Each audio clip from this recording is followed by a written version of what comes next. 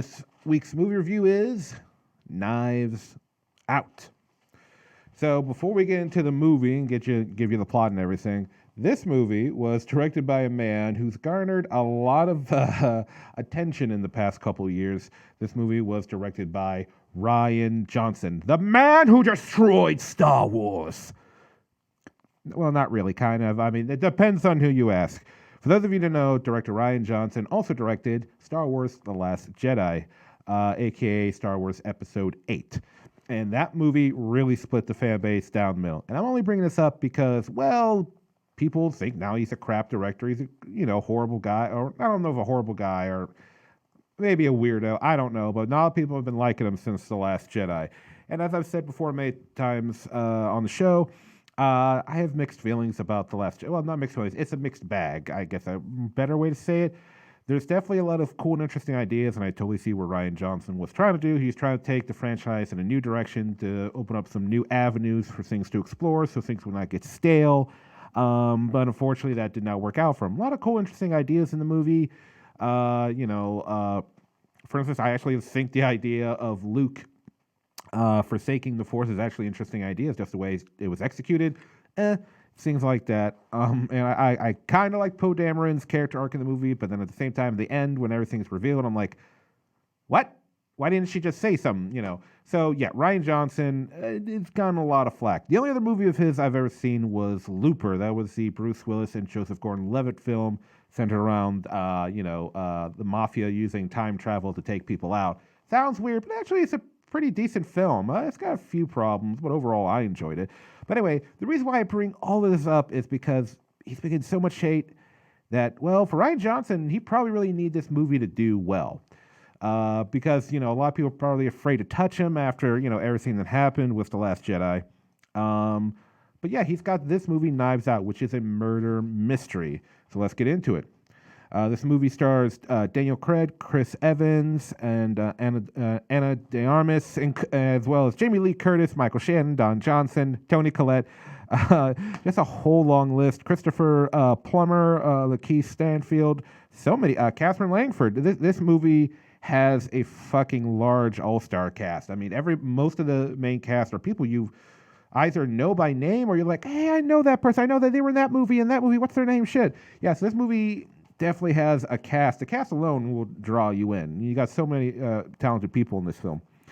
And the movie is centered around Christopher, here's the plot of the movie. A famous mystery novel writer by the name of Harlan Thrombey is apparently commits suicide in his own home the night of his 85th birthday. His family gathers around as his will is to be read soon now. But detective, I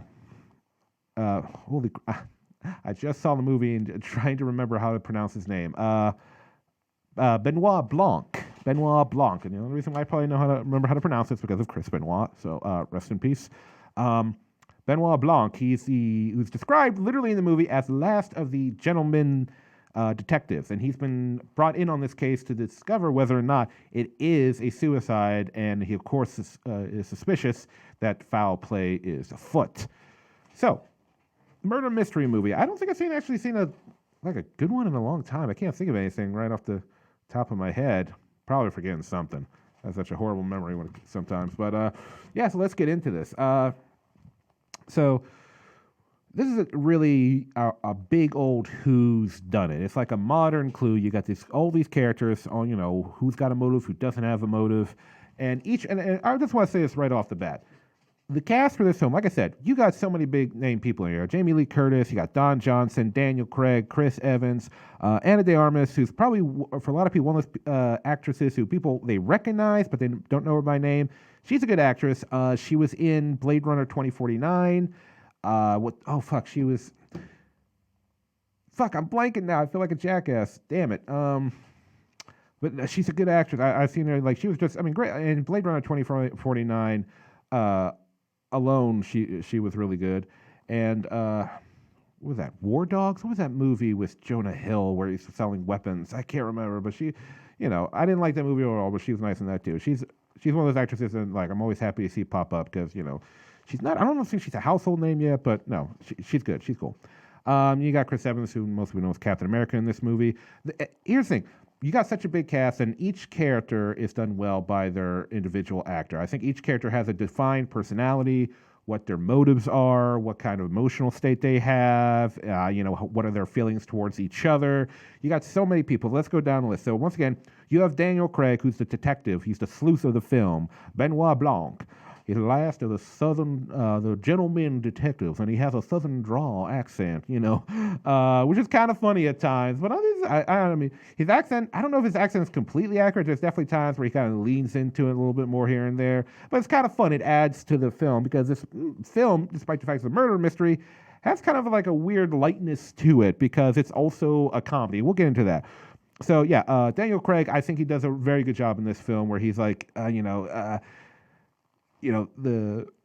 Christopher Plummer's character, his death is, it's a suicide. The cops are happy with that, but he's got that itch. He just can't let this case go with so many mysteries, so many holes, things that need to be discovered. And if anybody's watching right now is from the South, please don't get angry at me for my crappy accent, but that's basically how he talks in the movie. Detective Benoit Blanc, and of course most people call him Blank in the movie by accident. He corrects him a couple times, but no, he's good in this movie. He's fun because he doesn't just let everything slide. He's figuring things out. He's a master detective, and it's fun to watch him examine things like all that stuff. I'm gonna move now to Ana de Armas' character, Marta Cabrera, Cabrera. There we go, Marta Cabrera, who plays the nurse to Christopher Plummer, the suicide or murder victim in the movie. He hired her, and she's one of the only few people in the film that's painted as a good person, that she's decent and kind-hearted. So much so that, as we see in flashbacks throughout the movie, Harlan Thornby, the murder victim, he seems to like her more than his own family members. And once again, he's got most of the main cast are family members of the murder victim or suicide victim. Who knows? I don't want to give it away, but it's a murder mystery, so yeah. And kinda what twists turns? I don't know, but anyway, so that makes you go thinking. So is she really this innocent, kind-hearted person that she's being portrayed as? Because as the movie goes on, it's very suspicious, and you can tell that Daniel Craig's character is very interested in her. But it's up in the air whether or not she is a good person that she is presented as first.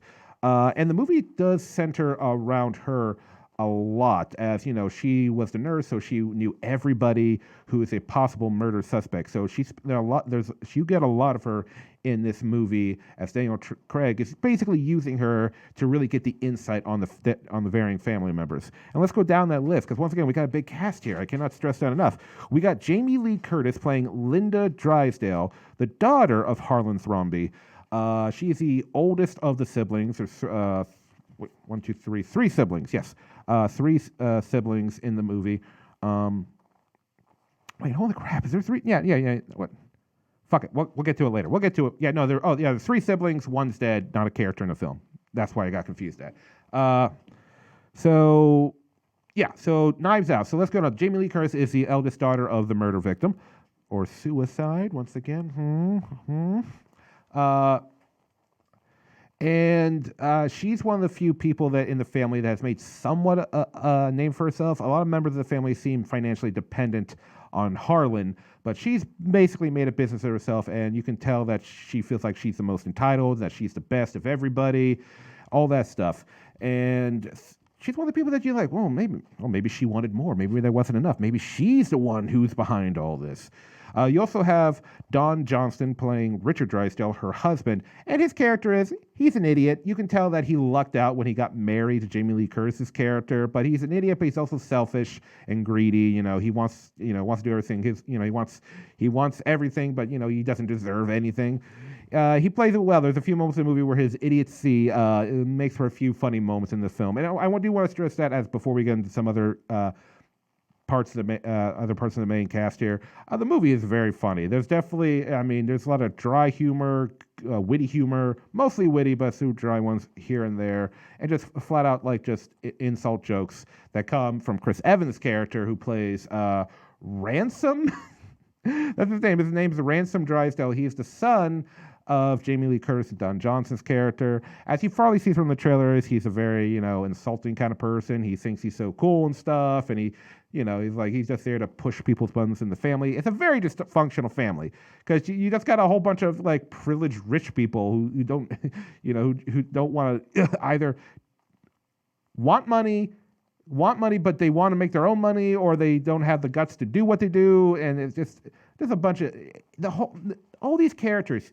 You have either they're greedy, stupid, or somewhere in between. All these kind of different levels. They're all entitled in their own way and how they view why they deserve what they deserve, and that really makes up some other funny moments. Michael Shannon's character, he plays Walt Thromby. He is the middle son of Harlan's three kids, and he runs the.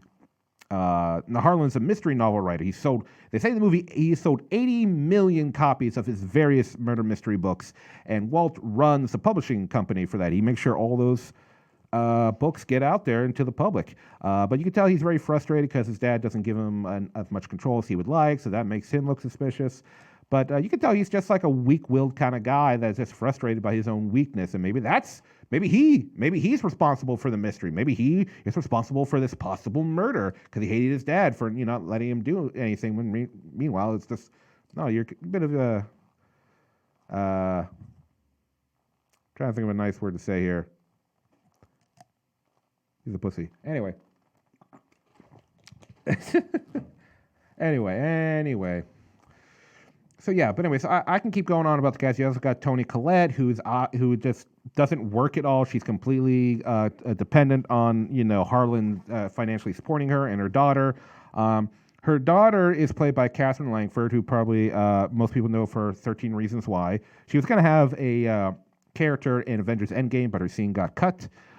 She's in the movie. She's one of the other few family members that seems like she might be decent because she's the only one that's really friends with Marta in the movie, who, once again, the movie is painting Marta as a good person. Whether or not she really is, you got to see the movie to find out. But she's the only one that isn't completely greedy or stupid or spoiled. But she's still part of this family, so she has her moments where you question, what kind of person she really is, and that's a good part of this movie. Lots of questions. You need that. You need to be curious. You need to set things up. Maybe it's this person. Maybe this person. And no, let's get into that because that's the most important part of a murder mystery movie, book, show, whatever. How was the mystery? I'll say this. In the earlier part of the film, I say for at least the first half of the film, I thought I knew who did it. I thought I knew who was behind the whole big mystery. I thought I was like, oh, I get it. They're leaving all these clues. I think I got. Excuse me. I think I let a little burp there. I think I got this. I think I know who it is.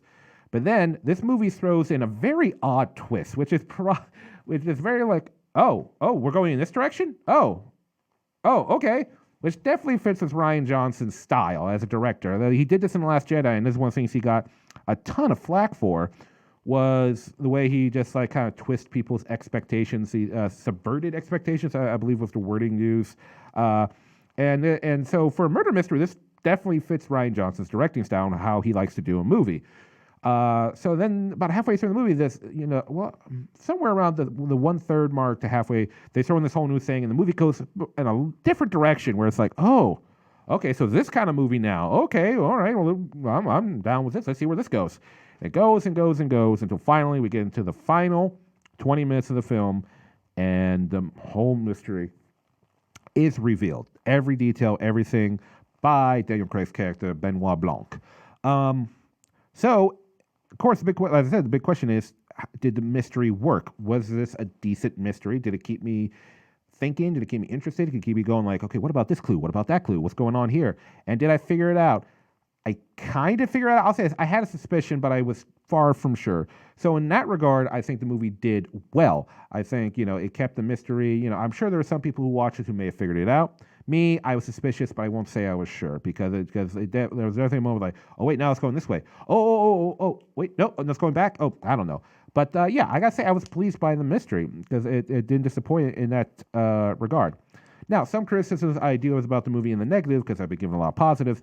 I will say during the second act, I feel things dragged a little bit. I don't know, because everything was off to a great start at first, but then things were kind of dragging a little bit here and there. And there was definitely some, maybe far too many clues. Like, I'm sure anybody who's a huge mystery murder fan, or any mystery fan in general, you probably would have been able to figure certain things out. You might have been there ahead of time. Me, like I said, I was suspicious at best. At best, as I was suspicious. But excuse me. Oh, excuse me. But yeah. So, so Knives Out. Do I recommend this film or do I not recommend this film? Well, ladies and gentlemen, I am going to recommend Knives Out. I think it was fun. The comedy helped because it's a murder mystery with comedy. Every character had a funny moment in the film, from Daniel Craig to Don Johnson to Toni Collette, Christopher Plummer. Everybody. I think the only person who didn't have a real. No, she did too. Never mind.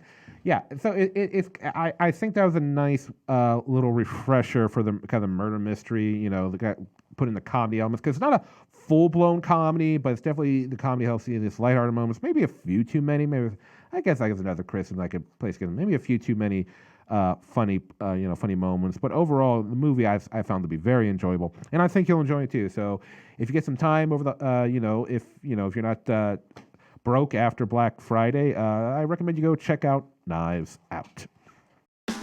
Hey everybody, hope you enjoyed that clip. If you want to see a full episode, I live stream every Thursday night on Facebook right after I see the movie, or you can tune in to the Revenge Online Radio Network every Friday morning at 9 a.m. If you enjoyed the show, please consider contributing to the Patreon, patreon.com/PO Vincent.